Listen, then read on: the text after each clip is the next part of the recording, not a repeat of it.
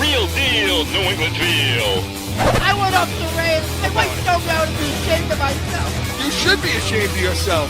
Corso and Catone. Welcome into Corso and Catone, the real deal New England feel. I'm Corso. Catone is here. Joe's with us in the booth. You are watching us on YouTube. And when you're on YouTube, make sure you subscribe. Give us that thumbs up. Hit that like button. That's what we're looking for. Give us some comments. Leave a few comments. Had a few good ones this week. A couple of funny ones about you. And so keep those coming on YouTube, and check out our shorts, our short reels. Those are really popular. But if you are listening to us, you're doing it on iHeartRadio, Apple Podcasts, anywhere you podcast. And make sure we want to hear from you in Heated Hotline. You got two ways to do it. Leave us a message in our Heated Hotline, 855-313-PATS, P-A-T-S. It's a message line. And listen, on the 14th, September 14th, after the Dolphins game, that's going to be a live number to call. So make sure you're calling in for the post-game show on the Pats Nation on September 14th. But you can also email us in our mailbag, corso.catone@gmail.com. Hey, we got a good one. It's football time now. Ooh, it's actually recording on Thursday, so they're going to be kicking off in a little while, the Cowboys and the Eagles. But we're going to go Yankees versus Red Sox, start off with that. Got some bad news for the Red Sox fans. And, of course, we're going to hear from one of you in the Nation and Heated Hotline, see what Mark's got in his bag, in Catone's comments, so make sure you're sticking around for that. And in Pat's preview, going to look a little bit at this Raiders game, and we're going to dive into it a lot more on the Pats Nation. But going to look at that Raider game a little bit. And, gentlemen, how are we doing? Oh, listen, we're 3 days away 3 days away to see how it's going to. from a 45-10 victory. Let me write that down right now. 45-10. Okay. All right. We all had. I didn't say for which W, team, right? though. I didn't say which team. I just got a victory. I'm talking about the Raiders' victory. Well, we're gonna have to give our picks. We're gonna have to give our picks in the Pats Nation. That's Pats Nation. And then Sunday spread. So make sure you're tuning around for that. But right now, I think we need to talk a little baseball. Kind of sad news in the tough news for the Red Sox fans. Everything was flying high, and the Roman Anthony thing happens. Let's talk about it. We'll do it in Yankees versus Red Sox. We'll do it now.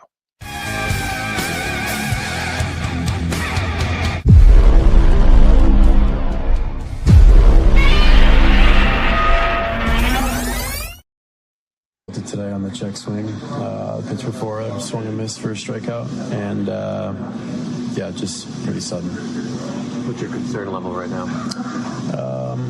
I'm not really sure. I'll see tomorrow after the MRI. Have you ever experienced oblique issues before?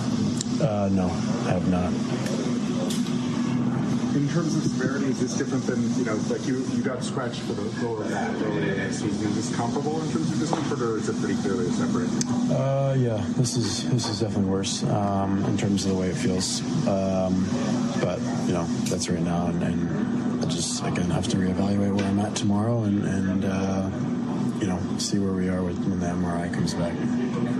At least a 10-day IL. And that was Roman Anthony right after the injury happened. And this was Cora and Anthony after the news came down. It's a pretty good strain. So, again, don't really know a timetable, don't really know much other than that, show up every day, do everything I can, and trust our training staff and trust the people around me, and do everything I can to, get out there as soon as I can. I told him to envision ALCS first at bat. That's what I told him, just put that goal in your mind and hopefully it happens. ALCS? Yeah. First So at bat. Okay. this is a 4 to 6 week situation with his oblique injury. I know all of you out there know about it already, so we don't have to talk about what that recording was about. But Mark, they lose a lot here. I mean, 71 games. He's hitting 292, OPS 859, 8 home runs, 32 ribbies. I don't know what WAR is, WAR is, but it's 3.1. Evidently, that's good. Yeah, I mean, Story has been hot, but their hottest hit is real. It's been this kid Anthony the last 3-4 weeks, Chris. And then you had guys like Bregman saying, there was a gut punch when it happened. Sure it was. You don't hear talk like that from veterans talking about rookies a lot like this. No. And they say, minimum 4 to 6 weeks. An oblique, Chris, the kid's never had the injury before. He's out 7, 8 weeks. That's obliques, Chris, typically minimum is 6 or 7, never mind 4. I don't know anybody that's come back from an oblique injury in 4 weeks. So you're talking, Corey's saying ALCS. I think that's even wishful thinking. You know what I mean? If they made it that far, I think that's wishful thinking. So let me ask you something. Given what this guy means to this team and the league, and he's the face of the franchise now. Oh, absolutely. So positively. Let's say the improbable happens, and they make it to the ALCS. Okay. And now you see, when would that be? That would be another. That would probably be what? Another. Would that be 6 weeks? Would that be longer than that? I mean, it'd be about 6 weeks because I think it'd probably be about 6 weeks. Yeah. Do you, as an organization, well, you want to piss off you Red Sox fans are pissed now. 6 weeks comes, they're in the ALCS. Do you play them anyway? Like, do you bring them back, or do you just basically say, look, we're not risking this whole team? I don't think they'll risk I don't think they'll risk him doing more damage and then saying, okay, now you need off-season surgery or something. I don't think they'll risk that, Chris. Unless they're 100% positive he's fully healthy, they're not going to risk him. They're not going to play him at 80%.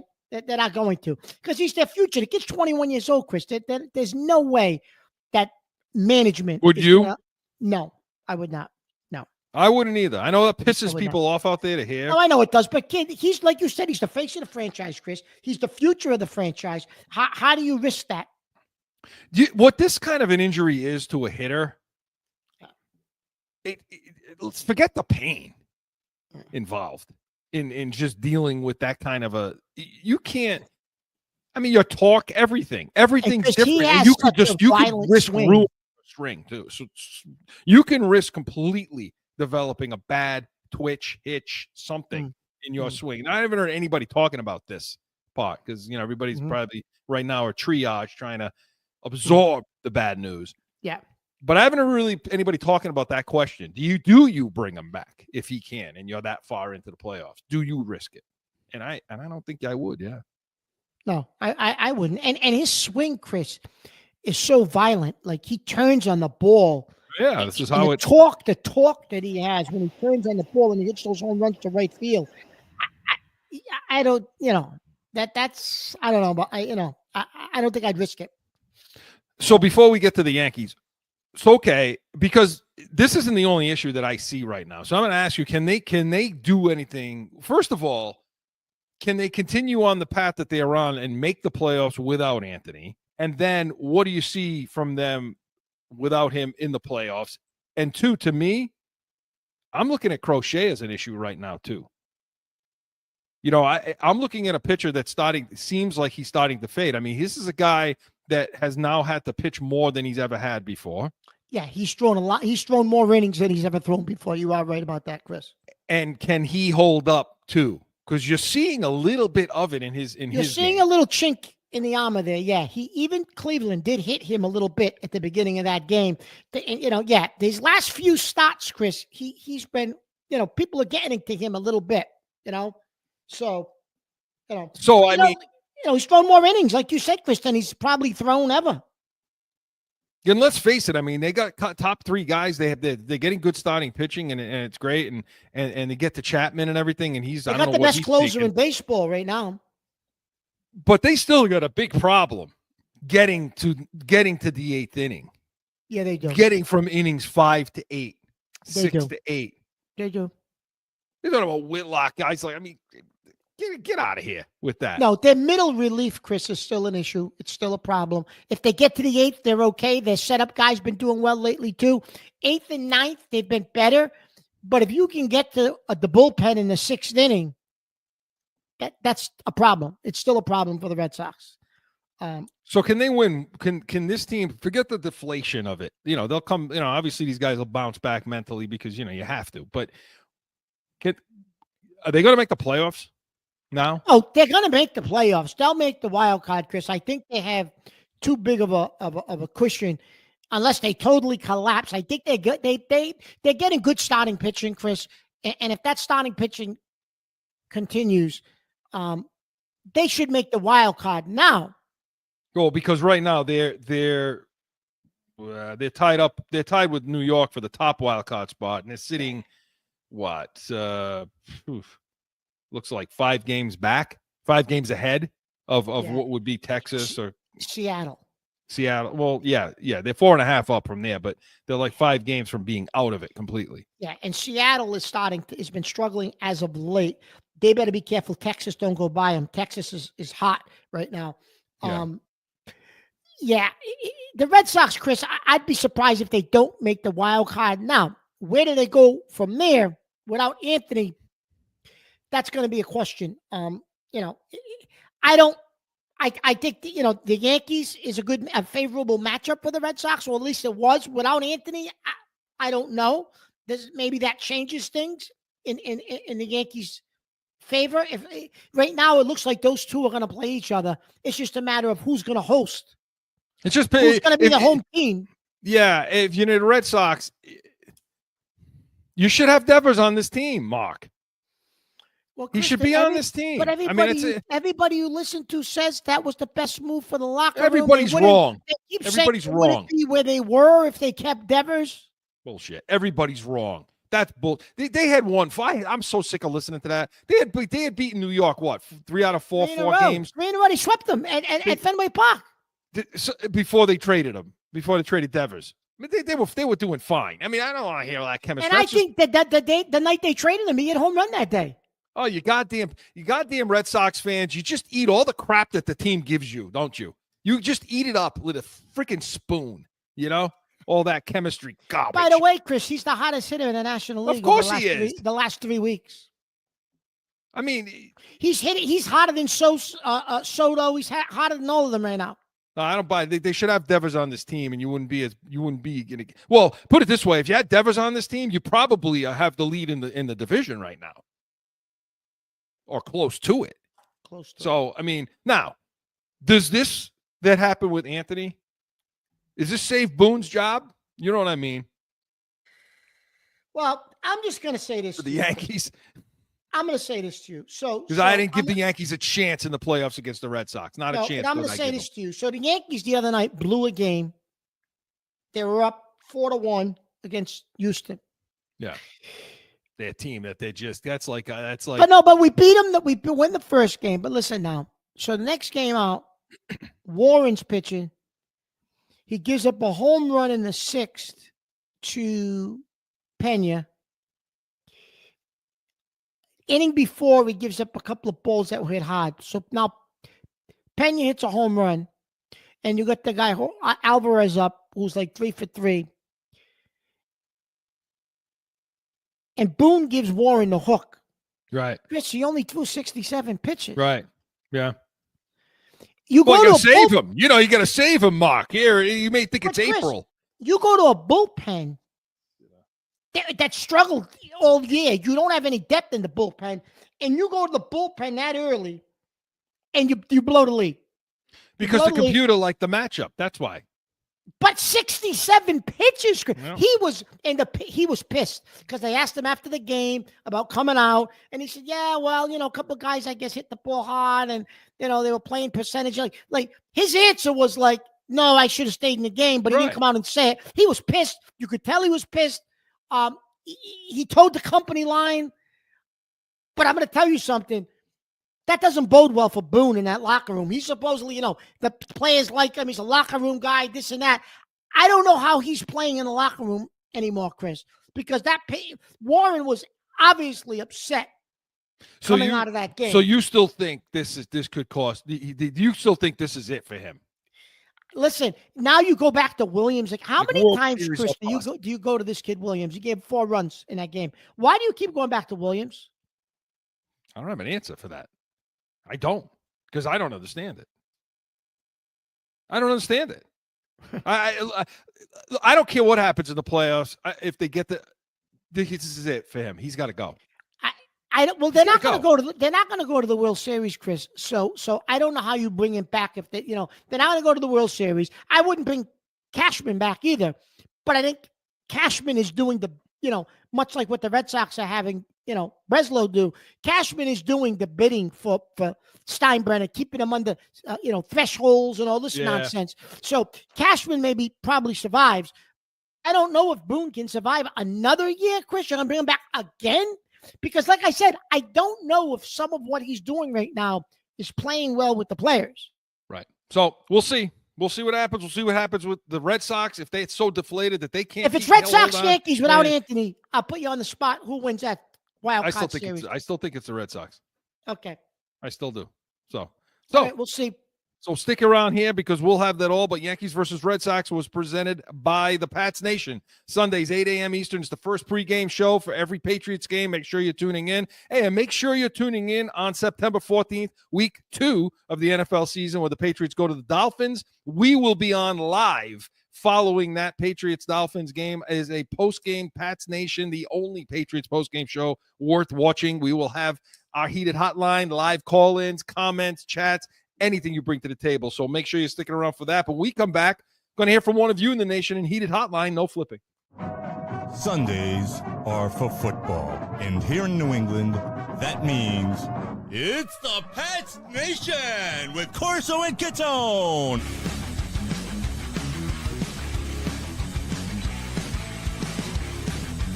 Sundays, 8 to 9 a.m. Back in with more Corso and Catone, the real deal New England feel. All right, we're a little over, so let's get right to it. Heated hotline, Joe.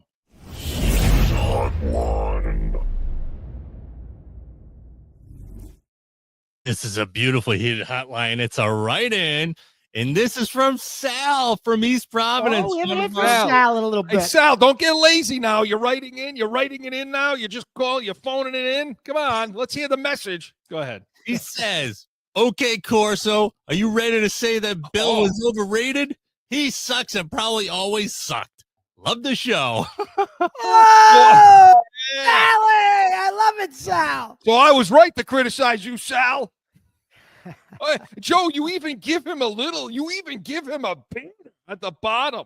We're trying to update some things here. So listen, and this is something that Joe's giving you guys out there. So the loyal listeners, the regulars, Sal, Jen from Cranston, you guys are going to get your little banner at the bottom when you write in or call in. So make sure you're doing that. Everybody out there, you want to get on the show, you want to get your name on there, do that. But screw you, Sal. Seriously. Oh, Sal. You okay. Well, let's talk about this. Yeah, so North Carolina gets their ass kicked 48-14 on that Monday night game.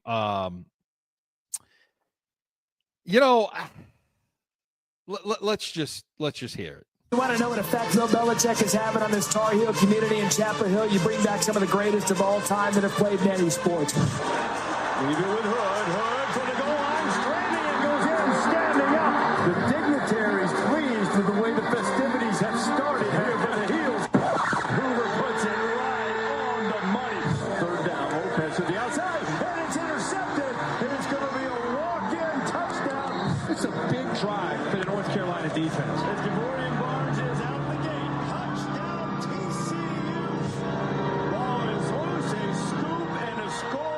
TCU has busted out the whooping stick. And the Heels are getting the boot put right to their backside. The wheels are off. 48-14. You're bad. 48, that's the most points allowed by any Belichick coach team. You call the rest of the last 2 minutes. It's all you pick. Belichick hoping there will be better nights than this one. It wasn't up to what it needs to be, and I know we're a lot better than that. I love that, Joe.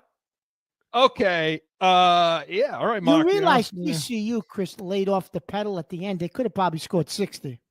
Listen, first of all, you're talking about a team that made the playoffs. You're talking about a 9-win team from a year. But did anybody really think North Carolina was going to win this game? You did. No, I didn't. Oh, you most certainly did. Listen, I'm going to say it. Okay.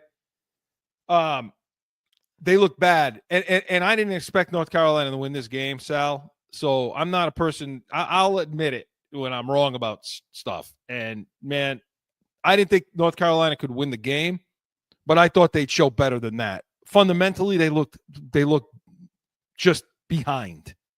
They didn't look ready to go. They didn't look prepared. There was fundamental things going on in that field, whether it be tackling, block, all the basics. They have better players than North Carolina. Okay. Absolutely, fine. they do. Positively. But that's not what you expect. That was the 2023 Patriots. Yeah. So Bad job, Bill. Poor job. So bad essentially, job. he has probably lost his fastball. Yeah. Yeah. I never want to say it, and I never wanted to say it, but it's just, he's just not. It's a different game, Chris. And college is even more different than the NFL.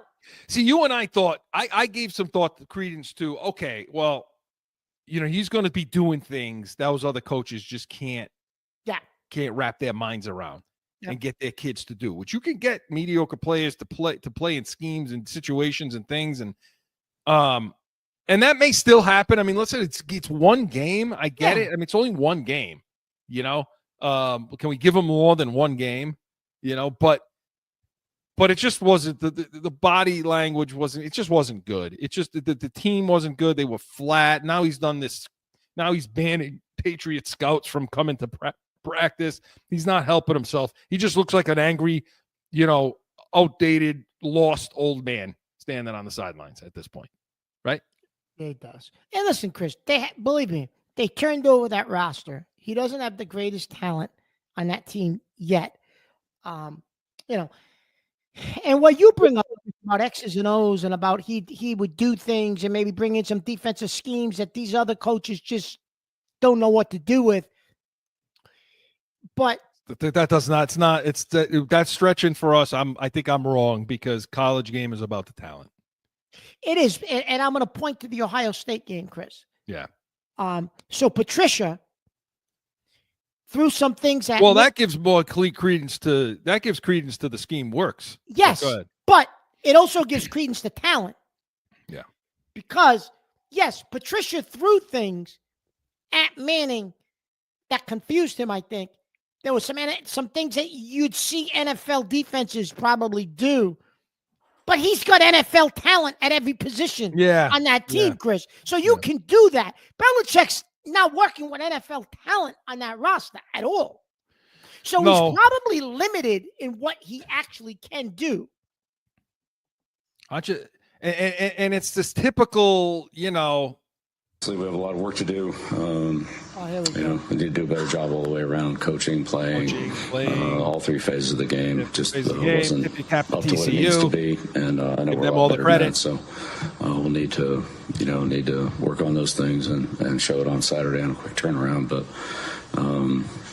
give TCU credit; they came in and did a good job, and they were clearly the better team tonight. They deserved to win, and they did it decisively. It's like playing it's like every press conference in 2023. Yeah. But that's what it reminded you of. Yeah. Sal, let me tell you. Don't listen, Sal. That's ageism, okay? This is ageism. I'm going to stand up for the old people out there. This is a guy that's retired down to North Carolina. This is part of his retirement plan. He took a job, a nice cushy job, like a greeter at the Walmart. He took a nice cushy job at North Carolina, right? You're going to bother an old man in his retirement? Wait a minute. I'm going to take offense to that. An old man in his retirement. He had that dish rag on the field during the game. The dish rag girl, 24-year-old, chasing him. She's talking to him in the middle of the game, Chris. Oh, Jesus, I didn't see that. Is that what happened? It went viral. It's all over YouTube. It went viral that she was on the field during the game. Well, at least she's checking his, She's checking his blood pressure. Levels. She's checking his blood pressure. He's taking those blue pills like Tic Tac.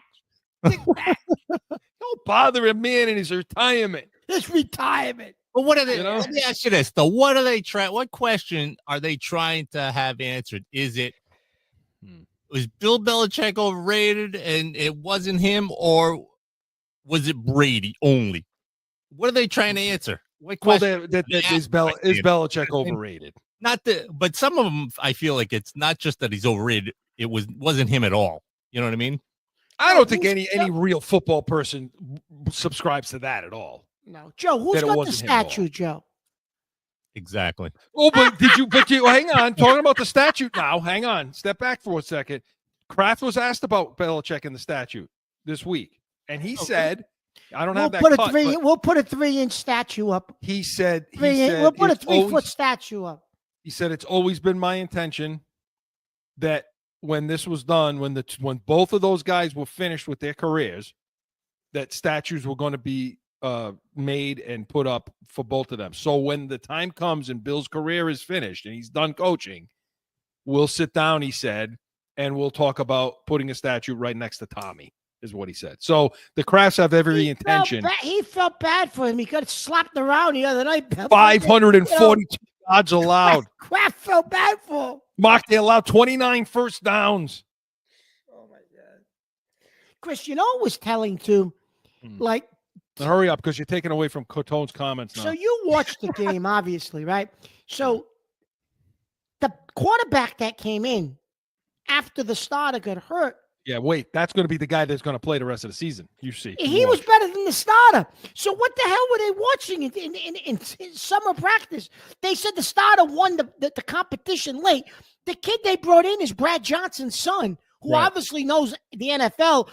Kudos to him, too. He almost lost his. Yeah, go ahead. Sorry. He had a horrific leg injury, right? Yeah. Otherwise, he probably would be the starter. Well, they give this kid NIL money to come in. They gave that kid $4 million. The kid that got hurt. That started. I should have gave him 4 cents. That kid, 4 cents. Well, I bet you Johnson's the starter for the rest of the season. How much you want to bet? Yeah. Hey, Chris, not only, what pisses me off? It's not even Belichick, Bod, Patriots scouts. It was Mike Lombardi reached out to him and said, "You're not welcome here." Mike Lombardi. See, they're not helping themselves. He doesn't help himself doing stupid stuff like that. Not even about the Patriots. It's about the kids. Look, so I got a 5-star recruit that wants to come here and say, but every team in the NFL will be looking at you except New England. And by the way, they tried to say, well, our policy is we restrict the amount of NFL scouts that come to our practices and our facility. They don't want to hear that. They don't want to hear that. Players don't want to hear that. Parents don't want to hear that. You want to go. Well, listen, Sal. Okay, I'll take my licks on this one. Just from the football standpoint. Has he lost his fastball? Let's give him a few more games, but it didn't look good. But we appreciate the write-in. Next time, don't write it in. Make sure you make a phone call, Sal. Come on now. Or, we're going to take the banner away. But Heated Hotline was presented by Corso Law Group, CorsoLawGroup.com. He's already being a smart ass. So let's see what happens. Catone's comments is next.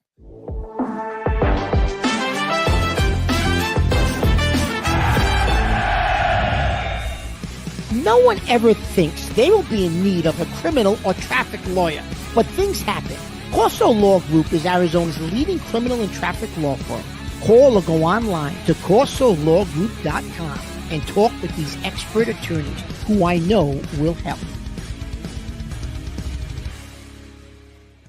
Time for Catone's comment! Listen, it's been a while. Oh, don't tell me you went to the store. Please tell me you didn't go to the store. No store. I'm God. taking out my driver's manual. Coming out of the box. It's coming out of the box, gentlemen. Do you understand what drives me crazy? How is it that these people that drive motorcycles get away with the crap that they get away with on the road, and nobody does anything about it? They go in between cars. They're speeding past you in between on the highway, in between two lanes. They're not even in a lane. They're not following the rules of the road. They're doing whatever. They just fly by you. They're doing 90, 100. Some of them got helmets on. Some of them don't got helmets on. They're almost on the ground. They're turning. They're leaning, and you're gonna you're going to kill yourself. And then what are we going to feel bad when you're splattered all over the pavement? They follow no rules of the road. None whatsoever.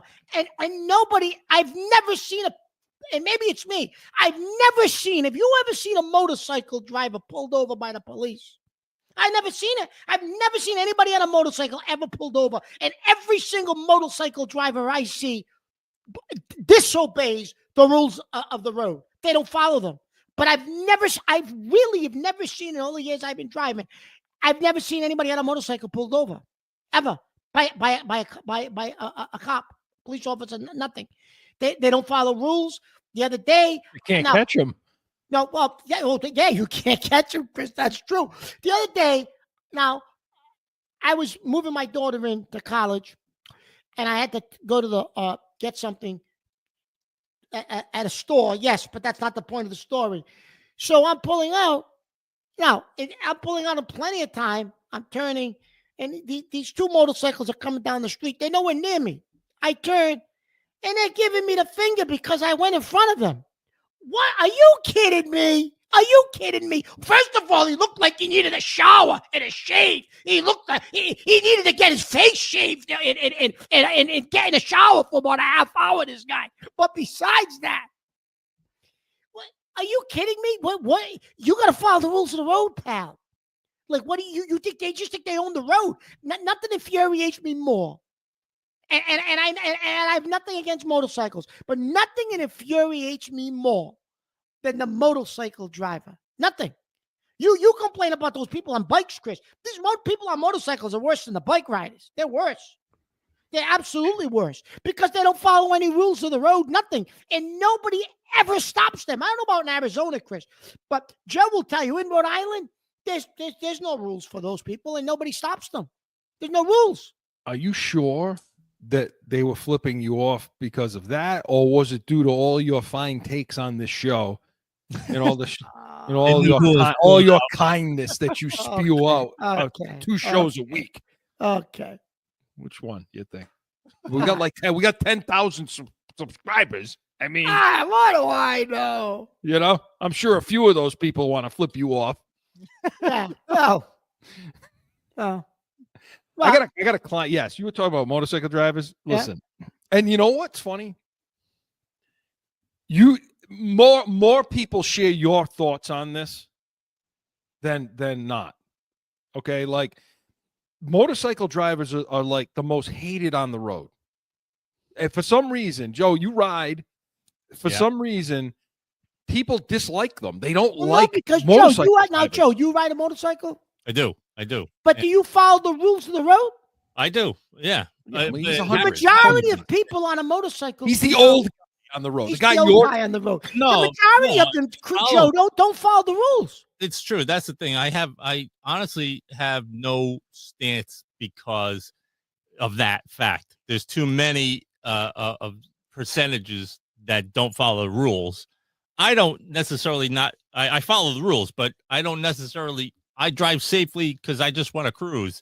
And I have to always watch out for drivers in cars because they don't ever follow the rules from our perspective. You know what I mean?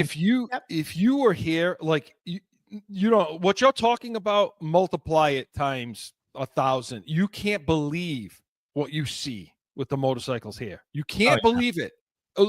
Lane splitting is what you're talking about. Yes. Where they come where in absolutely, which is legal. Is it legal there? Because it's legal in California where I lived. So I knew that then. And it's one of those things where it's like over here, I actually just Googled it to see it. Pisses people off. Yeah. But it pisses people off. You know, where they're coming up in between. But Joe, is it legal in Rhode Island? It's not. It's not. I didn't think it was. It's not legal here. Well, you have the book. You're the freaking Catone's driving school. You ought to know if it's legal. Jesus. I don't just have the book. I wrote the book. I have a client, okay? Yep. Here, if you're driving more than 20 miles above the limit, it's criminal. It's a criminal ticket, okay? Well, I got an exhibition of speed, which is a really bad one. It's like racing, exhibition of speed, or, and then reckless driving's below that. But I have a client. I have somebody calls. 147 miles an hour he's going. On a motorcycle? Right, on a bike, okay? Says this to me, okay? Calls. and says, I need representation because, I don't know how this call got through to me, but anyway, it got to me. And I'm now he's saying to me, okay, so that's bullshit. He says, I'm just going to say it. I said, what about it is? I said, he said, it's wrong. The radar's wrong. Wrong. I said, the radar's wrong. I said, well, that's the most broken radar I've ever seen in my life. I said, how fast do you think you were going? I said to him, let me just, how wrong do you think the radar is? He said, 120. 120. I said, you want me to go into court? And this is what I'm saying to him now. I said, you want me to go into court? You want me to go to the prosecutor, and you want me to go to the judge, and you want me to say, listen, the radar was off by 27 miles an hour. He was only going 120. This is the argument you want me to raise? That's what you're dealing with, Mark. That's the guy you're dealing with that you saw right there. Yeah, exactly. The cops are out to get me. Yeah, exactly. I've heard that too. They're out to get you. Somebody better be out to get you. You're going 120 miles an hour. Are you nuts? Listen, I when I was younger, much younger, I lived there. I had remember Mark, Joe? I had the bike. I had the Ninja there, and I used to run. I'd go over the Newport Bridge, and it would scare the living crap out of me. Right? The wind, like I'm going over this bridge, and I'm like, this is it. This is it, exactly. This is it. I'm going like 40, 50. I can't even imagine what the hell it's got to be. Doing 147 miles. I can't even imagine. Now, the guy you saw was probably doing what? Got to be 100. Yeah. Yep. Mark, you got to put the manual out. You're not wrong on this. It's annoying. And they ruin it for all the other riders. That's the thing. They do. Because I'm sure, Joe, you're cruising. You're not. The cars aren't following the rules either, right? But he's 78 years old. Don't let his good looks. He's like 78 years old. Of course, he's cruising. What the hell do you think he's doing out there? Lane splitting. No, but you're not driving 120 miles an hour, Joe. No. You know what I mean? No. It's scary. Scary, man. I actually 120 miles an hour in your car. When I was in LA, I was driving. And I saw somebody doing exactly what you were talking about, Mark, doing the lane splitting, which was legal there. Legal. But then he came around the bend. We're on the freeway, and I was like the first car up next, and just watched a utility truck drop a ladder about 50 feet in front of him. Ooh. This guy didn't see it. Came around, and sure enough, ramp. Yeah, ramp, but without the ramp part, without the bike, it was him. Just catapulted about another 75 feet. Yeah, that's ugly. So, all right, Mark. So, what's your final message to everyone out there that's riding a motorcycle? Follow the rules of the road and drive safely. Drive safely. And don't do drugs. And don't do drugs. There you go, Joe. And subscribe to Mark Catone, Catone's driving manual. Make sure we're going to put it out on our site. You can get it at some point where you can give you all Mark Catone's rules to driving. Good stuff, Mark. Catone's comments was presented by. Tell that to my kids. They don't want to get in the car with me. Tell my kids that. You rear-ended your son in the driveway. I did not rear-end him in the driveway. In your own driveway. Oh, be quiet. Jesus Christ. I mean, what we presented? What are you interrupting me? Oh, yes. Presented by the Pats Nation, Sundays, 8 a.m. Eastern. Make sure you tune in tomorrow. Going to have our first look at the Raiders, our breakdown of the game, all the keys to victory, and so much more. And then make sure you're tuning in on September 14th after the Dolphins game. We're going to have the only Patriots postgame show worth watching on the Pats Nation live for you to call in, write in, comment in, listen to our craziness and yelling and screaming and Sunday stiff. So much more. So make sure you stick around to that. But we come back, we're going to look at that Raider game coming up in Pat's preview. No flipping. Sundays are for football. And here in New England, that means it's the Pats Nation with Corso and Catone.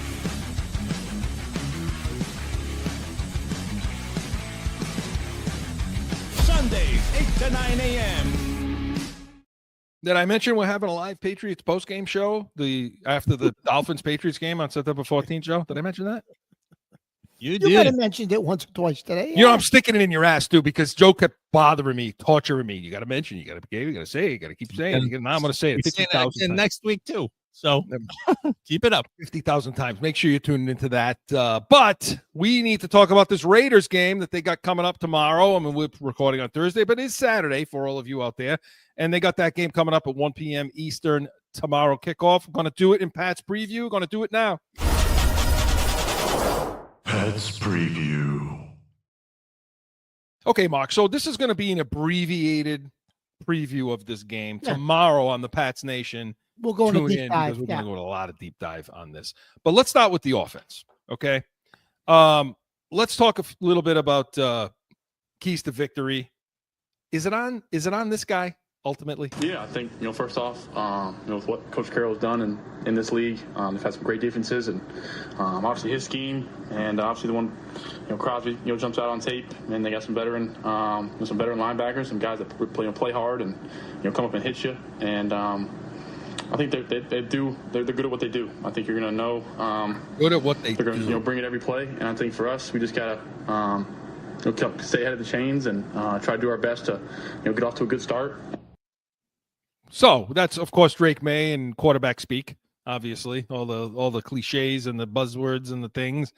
Mark, does he have to be the best player for them to win? And if not him, who? No, absolutely he does. Positively. Yes, for them to win. And I'm talking about tomorrow's game now. Yes. No, positively. Positively. Okay. That it? That's all? That's your analysis? Well, no, you just asked if he's going to be the best player in the field. You didn't ask for analysis. This is a talk. This is a give and take. It's a show. All you asked was, is he going to be the best player in the field? Jesus Christ. You didn't ask for an analysis or a breakdown, and I said, yes, he has to be the best player on the field. Well, then the hell with you. Let's ask what May. Let's ask what Mike Vrabel thinks about May. Drake May stood out most off the field to you. Well, I think his command in the meetings. I think. The reach to the locker room, the reach to the players, the stuff off the field, being engaged in that way and knowing how important that particular position is in all three phases on special teams and the impact that he can make as the quarterback. Yeah. So, okay, that was Mike Vrabel. Had a few more words to say than Mark did on that. No, but seriously, though, what's he got to do? And what's he got to not do? Well, Chris, so McDaniels is going to be key, Chris, in his game because you're going to have to establish the quick passing game, right? You're going to have to utilize your running backs, the versatile running backs. And when I say that, I'm not talking about Ramondre Stevenson. I'm talking about Henderson and I'm talking about Gibson, right? You're going to have to use them in the passing game and get, a little creative and versatile with them because, and you're going to have to use your tight ends because you're going to have to mitigate that pass rush with Crosby, right? Yeah, because Crosby's going to come, so you're going to have to mitigate that with the backs, tight ends, the quick passing game. And I'm going to be honest with you, Chris. I think they can capitalize. Well, you and I, we've talked about the Raiders pass rush, but the Raiders' defensive weakness, Chris, is their secondary. They're rebuilding their secondary from last year. So, can you capitalize on the fact that if Diggs, and I know you got a lot to say about Diggs this week. If, with Diggs and Douglas and Butte, can they establish something against this secondary? Because the secondary for the Raiders is I think going to be a weakness of that team all year. Yeah. Listen, I feel like, and it sounds cliche, and I get it with Drake May in the offense, but the things that we know we're looking for a veteran to do, and maybe it's unfair, okay, at this stage, at this point, but I'm looking for you to avoid negative plays. Okay. I'm looking for you to stay ahead of the sticks. So avoid penalties, avoid pre-snap penalties, pay attention to the clock. And I'm also needing him to help his offensive line, his young, also rookie offensive line. That left side of the offensive line has got Wilson, and it's going to have Campbell playing over there. Yes. And, you've got to help them in your with protections.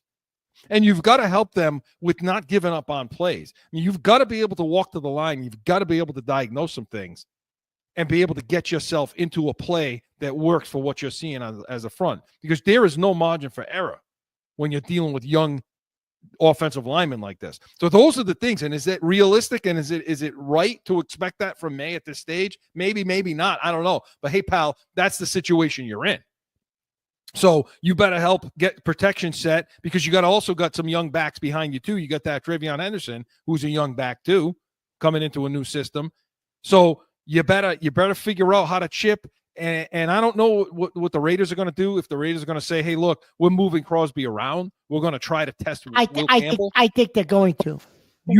Usually rushes off the right side, typically. You don't usually see him coming off the left. But if I'm the DC over there, I'm going to move him around a little bit. I'm not. But again, they lost some guys in the center of the field over there at linebacker, right? Last year we got one of them. Two of them. Right, two of them. So, can crossers work? Can Diggs give you something? And so let's get to that now, Mark. Okay? So let's talk about the wide receivers a little bit with this. Are we going to – we need to get to some of the drama, yeah. But, what can we expect from Diggs? I mean, I don't know what to think about this guy anymore. Well, we haven't seen him all preseason, all spring, all summer. You really didn't see much. You saw some clips of him in practice tape. The few things we did see, you said to me, Mark, I'm not impressed with what you're not impressed with what you saw. I didn't think he would start the season. So. No, you didn't think he would start the season, but you also said to me, Mark, look at his cuts. Look at, you weren't necessarily impressed with some of what you saw on video of him at some of these practices either. I didn't like how he came out of I didn't like how he was at the top of some of these routes, especially those whip routes and those return routes in the end zone. Now is that because he's really not 100%? But that was a lot of weeks. I don't know, but that was a lot of weeks ago. Yeah. Now he's saying the right things. I mean, this is what he had to say about playing. Yeah, this is my 11th year in the league. This is my 11th camp. So I'm obviously excited. I put my head down and work. I've just up to this point, I've done everything they asked me to do. Try to pace it, making sure we're peaking at the right time. I've been in camp. This is my 11th camp. That's a lot of camp for me. So as far as being healthy and doing the right stuff consistently and being around the guys, kind of building that camaraderie, that was my mindset. I've been doing this for a long time. I know how to play football. So I just took this time to sharpen up on the playbook, doing the things that I need to do and getting right mentally. I'm super excited. It's going on 10 months. And obviously coming back from injury isn't easy, but going out there, mixing it up, I'm in a good spot. So I'm trying to stay there. He's been studying on the boat. He's ready. So, Joe, do we got to cue up the boat? Do we got the boat, Joe? so get a good one. He's saying the right stuff. I mean, it was a good. We'll get to the drama of the press conference. Well, he's saying the right stuff. What is wrong with you? I mean, that's the right stuff. I'm ready to go. Because later on in the press conference, he also said that about getting the ball a lot. Hey, look, I'm a piece on this team. I'm one guy. We got a lot of good pieces. He said all the right things. Mark, if he's not getting the ball, if he's not getting the ball thrown to him, is he a problem? And by the way, for everybody out there, you want to know what my opinion is? You should want your wide receiver pissed off for not getting the ball thrown to him. Look, if you're our de facto number one, which I don't think he's a number one, but he's our number one, okay? If you're our number one, you should be getting the ball targeted. You should be getting the ball thrown to you. You should. So, I don't necessarily have a huge problem with that. But, I mean, can we expect anything out of these receivers in the passing game right now? For this game, in this particular game? And you say we could take advantage of that secondary. I think we can take advantage of the secondary, Chris. I think Douglas can take advantage of the secondary. I think on crossers and like you said, they lost some pieces in the middle of the field too. I definitely think we can take advantage of this secondary. I'd love to see, and he was a full participant in practice the other day, which means he's healthy if he was a full participant. I'd love to see Chisholm against this team in the red zone, Chris. I really would. Yeah, I would too. Because he's not going to see the field. But I would, because especially on those little return whip routes, those kinds of things, I think he runs it so much better than Douglas does. I mean, I just do. I love his route running ability more so than Douglas. And why shouldn't I say that? One was a 6th-round pick, and the other one was undrafted. That's not that far away from each other. One played at Eastern Washington, the other played at Liberty. Why is it so outrageous to think that Chisholm could be better than Douglas? Do you expect anything out of the rookie Kyle Williams this week? No, I don't expect anything out of him. Okay. I don't know how he's going. I don't know. I show me you could get off press. Show me you can be an X, and I'll like you on the field. Okay. Fair. That's it. That's what I think of that. You want to talk a little bit about the drama? How do we not? Right? I know you're going to get into this a little bit more on Patch Nation, but how do we not get into it? Well, let me play just a little bit of it. Okay. So, where do we even? So, you had Diggs in the media. Basically, the media was basically called Phil Perry and Tom Curran in the media were basically called him a pain in the ass, a pain in the posterior, something like that, talking about him. And I guess he caught wind of it because of the interview that Diggs did with Diana Rossini, where he was kind of iffy as to whether he's going to start the season. And so then Perry asked Vrabel about it. Okay, where the hell is that? And that sounded like this. That's yesterday about how he's not sure about his readiness for week 1. Did you really believe that, Phil? I mean, you're a smart guy. I don't know where you went to school. It wasn't Ohio State, but do you really believe that? Do you really believe that, Phil, or are you just trying to bait me into something? I'm not baiting you into anything. He did say he wasn't sure he'd be ready for week 1. Is there any doubt in your mind? I don't know the context in which he said it, but gathering smoke around Stephon Diggs and the notion that this could turn into an issue. It's interesting, Tom, because, there are little signs that he's just becoming a bit of a pain in the posterior. I asked Mike Vrabel about those very comments that we just played this morning, and he said, did you really believe that, Phil? Yeah. So that's what happened a month ago, right? A month ago. Now here comes Diggs in his first meeting with the media. Yeah, because no one's heard from Diggs all the training camp pretty much. Over a month, yeah. And this is what he now says. Okay, it's long, so I'm gonna cut it off at some point. But listen, how y'all doing? I'm great. Appreciate y'all taking the time out. I'm great. Before we start, you mind if I have a little conversation with y'all? Obviously, I haven't talked much in camp. It's nice to see everybody here. I appreciate y'all. Appreciate your patience. I just try to take this time to be focused, get my mind right, get my body right.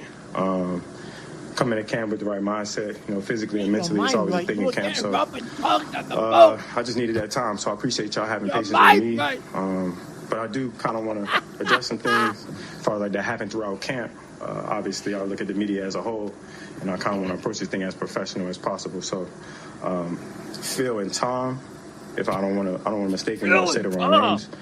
But my words, I had some conversations and I had some interviews throughout camp, and some of my words are misconstrued and, kind of, I don't know, me talking to another individual, I don't know, it was kind of regurgitated in another way. That's the Diana Rossini interview. Taken out of context, and I think I was referred to as a pain in the ass, and I hate pain in the posterior, but I'm going to say exactly what it really was.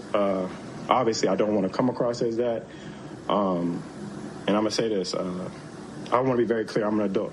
I apologize. I'm not up here to ego trip. I'm not up here to, rub anybody the wrong way or say anything for clickbait. If I rubbed anybody the wrong way, I really want to apologize. All right, so he continues on and on about the big apology about, I don't know why it was odd, really odd. It was a very odd thing. I don't know, but he's sort of apologizing. He's not really apologizing. He's calling those two guys out for calling him a pain in the ass. I mean, that's what he was doing. That's what he was doing positively. So this apology stuff. What's worse though is that it just became, if you listen to all of it, okay, it's tough to listen to without throwing up in your mouth.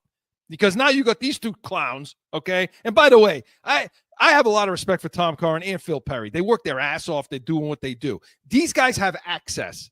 So when you have access, you got to play ball.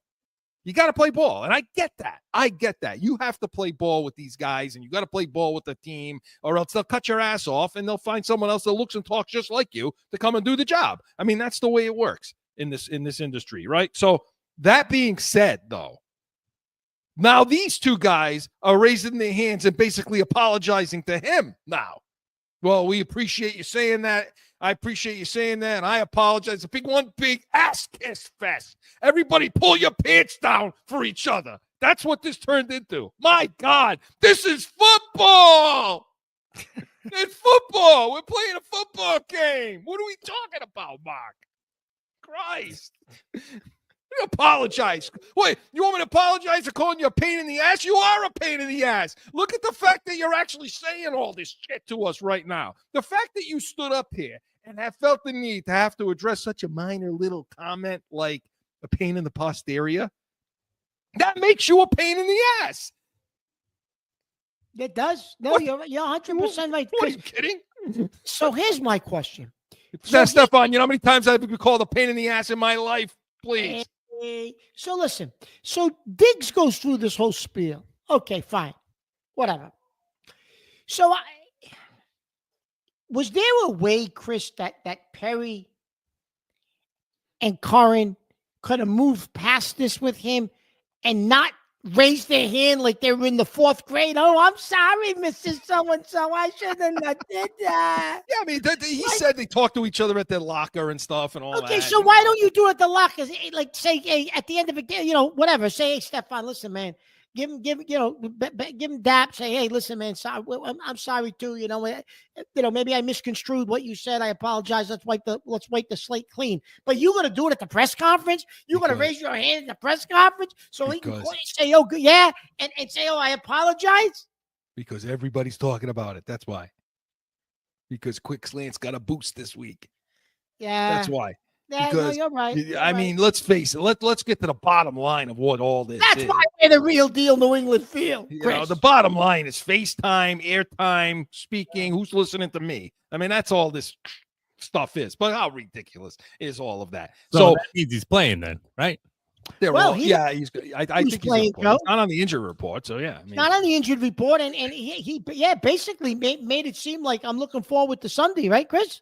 Yeah, so let's see what we can expect out of Stefan Diggs. Now, with the last few minutes we got left, now remember, tomorrow on the Pats Nation, tune into that. We're going to have much more on the defense and talking about defense and the breakdown of what needs to happen. So I'm going to skip a few of these things right now, and I want to skip right to Gonzalez, okay?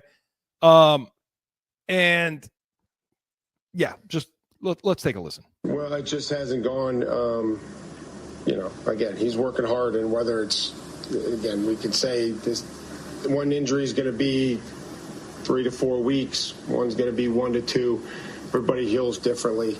So just making sure that when the players are back, that they can do their job with confidence, that they can protect themselves on the field, and that they can't make it any worse. Those are some things that I try to use as guidelines for when players are ready to play and get back there. Something to watch going forward, because one of the things that I had heard talking to people in Tennessee about Vrabel and what I need to look out for is sometimes when it comes to injuries, Vrabel can put guys in the doghouse because of their recovery, like whatnot. I'm not saying that's happening with Gonzalez or going to happen, because he's kind of the best player on the team, and there's only so far you can go. But when you say... So that was Greg Bedard of the Boston Sports Journal. Mike Vrabel. Mark, what's your take on this Gonzalez injury? And we'll pick it up more in Pats Nation tomorrow, but we'll go over a little. It's okay. Go ahead. Okay. Well, he said, Vrabel says, well, everybody, heals, takes a little, heals differently, and the amount of time it takes them to heal is different. I think he's calling them out for being soft in so many words, Chris. And maybe I'm wrong, but that's what it sounded like to me. 5 weeks, 6 weeks. Unless they're not telling us the severity of this hamstring injury. And maybe they didn't want anybody to know the severity of it. They didn't want anybody to know he's not going to be ready for week 1. You ought to be on the field. At least if the pad's on, working out other than the bicycle. So he's not going to play this week. He didn't practice all week. He's not going to play. And just really quick, can they win this game without him? Yes. Okay. So we're going to tease. The Raiders receiving core, Chris, is not, you're not going up against a top tier receiving core. So yeah, they can. And Cooper's going to retire now. So yes. So That's a good tease for the Pats Nation for tomorrow, but Corso and Catone was presented by the Pats Nation, Sundays, 8 a.m. Eastern. Tomorrow, we're going to pick it up there, talk about the defense, talk about the offense, our keys to victory on this Raider game, and so much more. And we're also going to have Sunday spread. We're going to make you some money. We're going to pick our locks of the week and make you a little bit of money for that. And don't forget, we're going to have our Patriots postgame show 30 minutes following the Patriots Week 2 matchup against the Miami Dolphins. So make sure you're tuning into that live Patriots post game. We'll have heated hotline, everything live up for you to be talking to us. Come back next week to this show, noon Eastern. We're going to talk more Patriots, including our recap of this Raiders game and more on the Roman Anthony injury. All of that and anything you bring to the table, we will be ready. We are Corso and Catone, the real deal New England feel. See you next Saturday. Now find Corso and Catone on AM 790, The Score, iHeartRadio, iTunes, wherever you podcast. Or subscribe to the YouTube channel and catch the chaos every Saturday at noon.